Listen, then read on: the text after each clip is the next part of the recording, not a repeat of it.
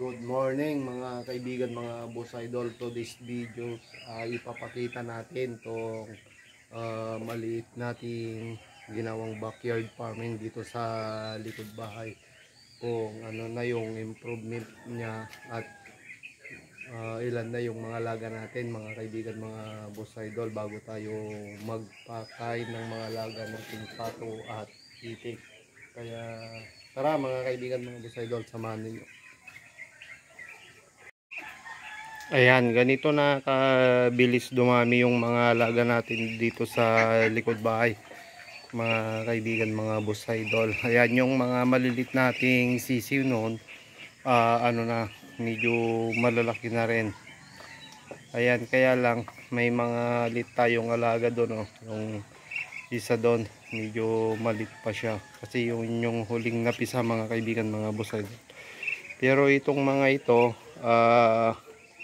talagang malalaki na, lumalabas na yung ano nila, yung mga balahibo nila. Nasa ano to kasi 23.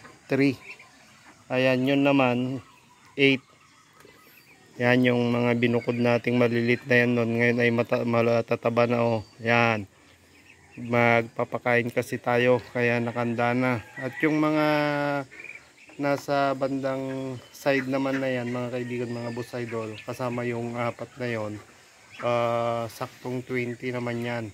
Yan, 20 yan. At saka yung mga inahin natin doon na itik at pato, lagi silang ano mga kaibigan, mga boss idol, nakabukod. Ayun, hindi na mahalata na ano yan, oh, na kumbaga parang inahin na rin sila sa bilis nilang lumaki mga kaibigan, mga boss idol. Ang bilis talaga nila, ilang buwan lang.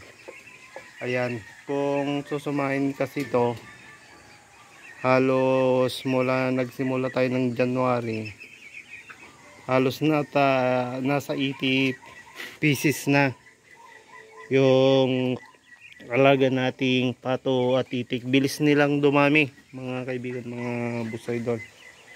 So pagka ganito yung pagkaka-sit up, talagang walang ano, nasasayang, walang nababawas. Pagka kasi ano pa lang, sisisi pa lang, naka-brooder sila dyan, kaya safe na safe.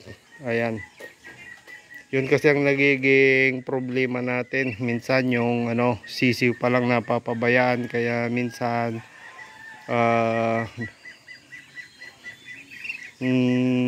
hinahabol ng mga pusa o kaya malalaking daga, ganun, kaya nababawasan sila. Pero ngayon nagawan natin ng paraan kaya walang nababawas. Kaya ito, bilis tayong magpadami ng ano ngayon, alaga natin. Tapos nami-maintain natin na pinapalitan yung kanilang mga tubig. Ayan, nalilinis natin itong kanilang ano, pinakakulungan, kaya safe na safe talaga sila. So ayan, nagsisimula na tayong magpakain sa mga alaga natin. Ayan, feeds muna tong mga maliliit na alaga natin. Oh, yan, bilis talaga nilang lumaki kasi itong mga dating sisiw natin, feeds pa rin hanggang ngayon, inaalalayan pa rin natin para sa ganon mabilis talaga silang lumaki. Ayan, doon naman tayo sa bandang ibaba mga kaibigan. Tong mga nasa ibaba naman ang pakainin natin. So ganito na kabilis mga kaibigan, mga boss idol, na dumami tong alaga natin. O sa ilang buwan pa lang na pag-aalaga natin dito sa likod bahay, oh yan, marami na yung malalaki, marami na yung nangingitlog, at marami na yung mga lumalaki. At marami rin yung mga ano, hinihintay nating mapisang mga itlog mga kaibigan, mga boss idol, para sa ganon dumami pa yung mga alaga natin. At sinasabayan din natin ng ano, paglalagay ng konti-konting kanin dito sa ating ano, alagaan.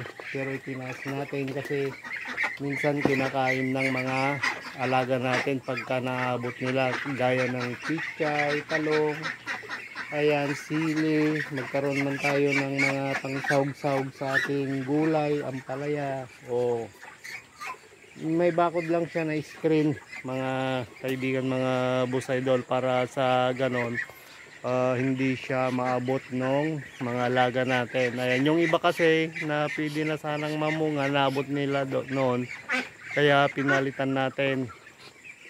Sa bago natin pinalitan ay binakuran natin. So ito naman yung ano natin dito, mga kaibigan, mga busaydol, yung ano natin,